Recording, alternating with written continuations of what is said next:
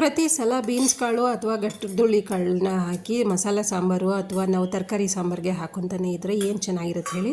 ನಾನು ಇವತ್ತಿನ ವಿಡಿಯೋದಲ್ಲಿ ತೋರಿಸ್ಕೊಡ್ತೀರ ಅಂತ ಗಟ್ಟುದುಳಿ ಕಾಳು ಅಥವಾ ಬೀನ್ಸ್ ಕಾಳನ್ನ ಹಾಕಿ ಫ್ರೈ ಮಾಡಿಕೊಡಿ. ಮಕ್ಳಿಗಂತೂ ತುಂಬಾ ಖುಷಿಯಾಗಿ ತಿಂತಾರೆ. ಯಾಕಂದರೆ ಇದರಲ್ಲಿ ಜಾಸ್ತಿ ಏನು ತರಕಾರಿ ಇರಲ್ಲ, ಯಾವುದೇ ಒಂದು ತುಂಬ ಹೆವಿ ಅನಿಸೋ ಐಟಮ್ ಯಾವುದೂ ಹಾಕೋಂಗಿಲ್ಲ. ಜಸ್ಟ್ ಫ್ರೈ ಮಾಡಿಕೊಂಡ್ರೆ ಸಾಕು. ಅಂದಾಜಾಗಿ ನಾವು 3 ನಿಮಿಷದಲ್ಲಿ ಈ ರೀತಿ ರೆಡಿ ಮಾಡ್ಕೊಂಬಿಡ್ಬೋದು. ನೀವು ಒಂದ್ಸಲ ಟ್ರೈ ಮಾಡಿ. ನಾನಿಲ್ಲಿ ಒಂದು ಪಾತ್ರೆನ ಸ್ಟವ್ ಮೇಲೆ ಇಟ್ಟು ಎಡ್ದಿರೋ ಅಂಥ ಗಟ್ಟುದುಳಿ ಕಾಳು ಅಥವಾ ಬೀನ್ಸ್ ಕಾಳನ್ನ ಬೇಯಲಿಕ್ಕೆ ಹಾಕೊತಾ ಇದ್ದೀನಿ. ಬೇಯುವಾಗ ರುಚಿಗೆ ತಕ್ಕಷ್ಟು ಉಪ್ಪನ್ನ ಕೂಡ ಹಾಕೊತಾ ಇದ್ದೀನಿ. ಸ್ವಲ್ಪ ನಮಗೆ ಅರ್ಧ ಬೆಂದರೆ ಸಾಕು. ಇವಾಗ ನಾನು ಓಪನ್ ಮಾಡಿ ತೋರಿಸ್ತಾ ಇದ್ದೀನಿ ನೋಡಿ, ಕರೆಕ್ಟಾಗಿ ಬೆಂದು ರೆಡಿಯಾಗಿದೆ. ಅರ್ಧ ಅಂದರೆ ತಿನ್ನಲಿಕ್ಕೆ ಎಷ್ಟು ಸಾಕು ಅಷ್ಟು ಬೆಂದರೆ ಸಾಕು. ಈಗ ಬೆಂದಿರೋ ಅಂಥ ಗಟ್ಟುದುಳಿ ಕಾಳನ್ನ ಒಂದು ಪಾತ್ರೆಯಲ್ಲಿ ಹಾಕಿ ಸೋಸ್ಕೊತಾ ಇದ್ದೀನಿ. ಎಷ್ಟು ಬೇಗ ಆಗುತ್ತೆ ಅಂದರೆ ತುಂಬಾ ಬೇಗ ಆಗುತ್ತೆ. ನೀವು ಒಂದ್ಸಲ ಟ್ರೈ ಮಾಡಿ. ನಿಜವಾಗ್ಲೂ ಮಕ್ಕಳಂತೂ ತುಂಬ ಇಷ್ಟಪಟ್ಟು ತಿಂತಾರೆ, ಜೊತೆಗೆ ನಿಮಗೂ ಇಷ್ಟ ಆಗುತ್ತೆ.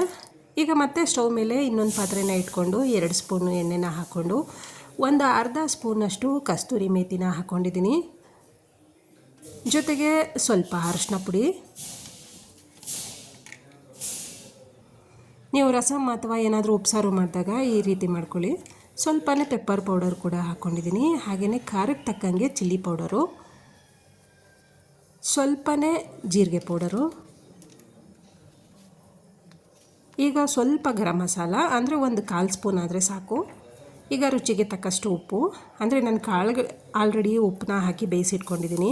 ಇವಾಗ ನಾವು ಇಲ್ಲಿ ಫ್ರೈ ಮಾಡ್ಕೊಳ್ಳುವಾಗ ಸ್ವಲ್ಪ ಚಿಲ್ಲಿ ಪೌಡರು, ಪೆಪ್ಪರ್ ಪೌಡರ್ ಎಲ್ಲನೂ ಮಿಕ್ಸ್ ಮಾಡ್ತೀವಲ್ವ, ಹಾಗಾಗಿ ಅದಕ್ಕೆ ತಕ್ಕಂಗೆ ಉಪ್ಪನ್ನ ಮಿಕ್ಸ್ ಮಾಡಿಕೊಂಡು ಮತ್ತೆ ಫ್ರೈ ಮಾಡ್ಕೊತಾ ಇದ್ದೀನಿ.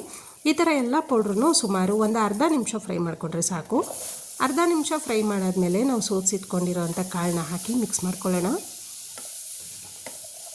ಯಾವುದೇ ಕರಿಬೇವು, ಈರುಳ್ಳಿ, ಹಸಿರು ಮೆಣಸಿನ್ಕಾಯಿ ಅಥವಾ ಕೊತ್ತಂಬರಿ ಸೊಪ್ಪು, ಕಾಯಿ ತುರಿ ಯಾವುದೂ ಹಾಕಬೇಡಿ. ಸಿಂಪಲ್ಲಾಗಿ ಈ ರೀತಿ ಮಾಡ್ಕೊಂಡು ಒಂದು ಸಲ ಟ್ರೈ ಮಾಡಿ, ತುಂಬಾ ಚೆನ್ನಾಗಿರುತ್ತೆ. ಕಾಳನ್ನ ಹಾಕ್ಕೊಂಡಾದ್ಮೇಲೆ ಮತ್ತೆ ಒಂದು ಅರ್ಧ ನಿಮಿಷ ಅದೇ ಎಣ್ಣೆಯಲ್ಲಿ ಫ್ರೈ ಮಾಡಿಕೊಂಡ್ರೆ ಸಾಕು.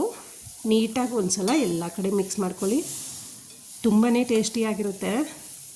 ಯಾಕಂದರೆ ಅದರಲ್ಲಿ ಉಪ್ಪು ಖಾರ ಬಿಟ್ಟರೆ ಇನ್ನೇನೂ ಸಿಕ್ಕೋದಿಲ್ಲ. ಯಾಕಂದರೆ ನಾವು ತಿನ್ನುವಾಗ ಅಯ್ಯೋ ಕೊತ್ತಂಬರಿ ಸಿಕ್ತು, ಕರಿಬೇವು ಸಿಕ್ತು, ಈರುಳ್ಳಿ ಸಿಕ್ತು ಅನ್ನೋಂಗಿಲ್ಲ. ಹಾಗಾಗಿ ಮಕ್ಕಳಂತೂ ತುಂಬಾ ಇಷ್ಟಪಟ್ಟು ತಿಂತಾರೆ.